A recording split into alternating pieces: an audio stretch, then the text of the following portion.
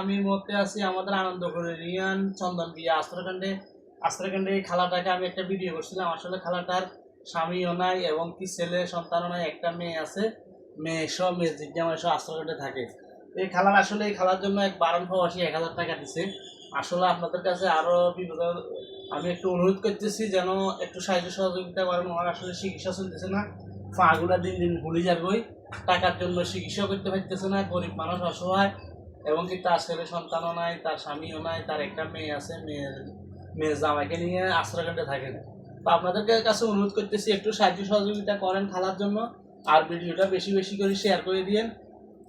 আপনাদের কাছে আবার অনুরোধ করতেছি, খালার কেউ না, একটু সাহায্য সহযোগিতা করেন, পাগুলো একটু দেখা কি অবস্থা আমরা স্যার কনছেন।